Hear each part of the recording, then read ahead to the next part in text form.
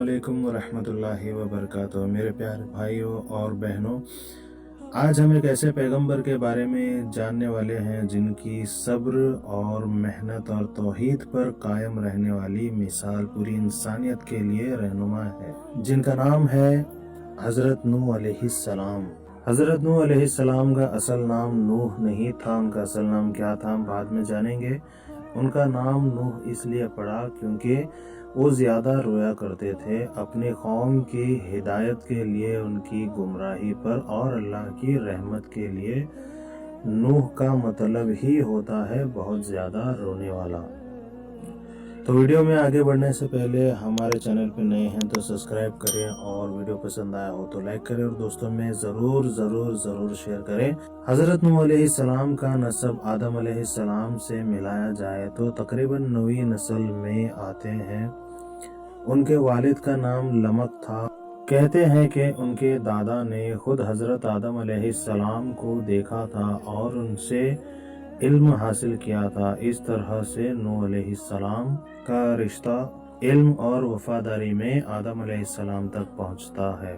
हज़रत आदम अलैहिस्सलाम के बाद इंसानों में तौहीद पर यानी कि एक अल्लाह के ईमान पर अमल करने वाले लोग कुछ समय तक रहे, मगर वक्त गुजरने के साथ शैतान ने इंसानों के दिलों में गुमराही डाल दी। लोगों ने अपने नेक लोगों की याद में बुत यानी कि मूर्तियां बना ली। शुरुआत में ये सिर्फ यादगार के तौर पर थी, मगर बाद में शैतान ने उनके बच्चों के दिलों में ये डाल दिया कि तुम्हारे बाप दादा इन बुतों की इबादत किया करते थे, और धीरे धीरे शिर्क यानी कि अल्लाह के साथ किसी और को जोड़ा गया। दुनिया में अंधेरा छा गया, जुल्म, गुनाह और नाफरमानी आम हो गई। लोग अल्लाह को भूल गए और बुतों के आगे सजदा करने लगे। इसी दौर में एक बच्चे की पैदाइश हुई, नूरानी चेहरे वाला, सादगी और हिकमत से भरा हुआ। यही बच्चा आगे चलकर अल्लाह के पैगंबर बने, जिनका नाम था हज़रत नूह अलैहिस्सलाम। कहते हैं कि जब वो पैदा हुए तो उनके वालिद ने कहा, ये बच्चा हमारी कौम के लिए राहत और रहमत बनेगा। सुभान अल्लाह। वो बचपन से ही सच्चाई पसंद और झूठ से नफरत करने वाले और इबादत में मगन रहने वाले थे। बचपन में ही लोगों की बुत परस्ती देखकर उनका दिल बेचैन रहता था।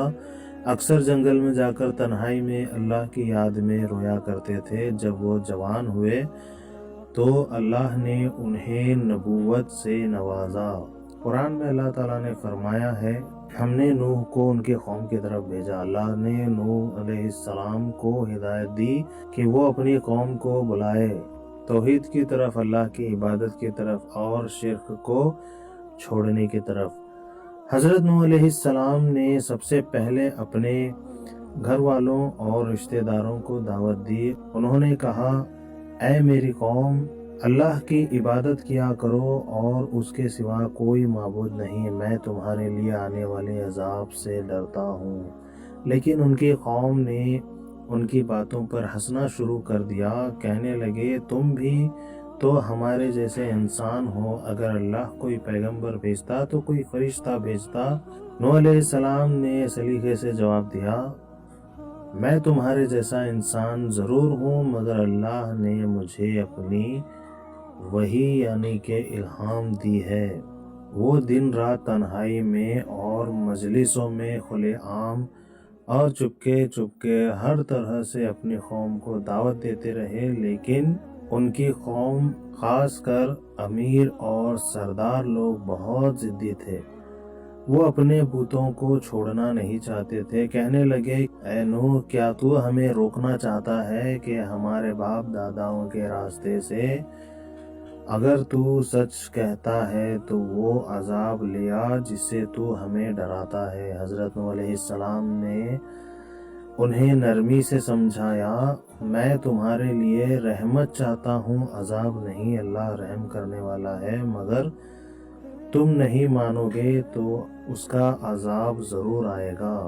मगर वो फिर भी ना माने। इतने ज़िद्दी और इतने नाफरमान थे। उनकी नाफरमानी दिन ब दिन बढ़ती गई। کئی غریب اور سچے ایمان والے نوح علیہ السلام پر ایمان لائے، لیکن امیر اور گھمنڈی لوگوں نے ان کا مذاق اڑایا۔ حضرت نوح علیہ السلام نے اپنی زندگی کے 950 سال تک لگاتار اپنے قوم کو دعوت دی۔ قرآن میں اللہ فرماتا ہے، سوچیے 950 سال تک وہ اپنی قوم کو بلاتے رہے، سمجھاتے رہے، مگر بہت کم لوگ ایمان لائے۔ اللہ کے نبی نے صبر کیا، رویا، دعا کی اور ہر حال میں اللہ سے مدد مانگی۔ جب قوم کی ضد حد سے بڑھ گئی، ذرا سوچیے تو صحیح، 950 سال تک وہ اپنی قوم کو بلاتے رہے، سمجھاتے رہے، مگر بہت کم لوگ ایمان لائے۔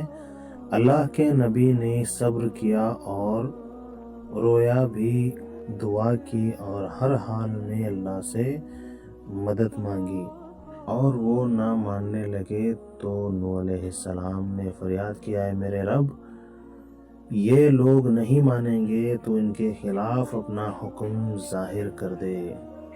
اللہ اکبر۔ اور پھر وہ وقت آیا جب اللہ تعالیٰ نے حضرت نوح علیہ السلام کو کشتی یعنی کہ جہاز بنانے کا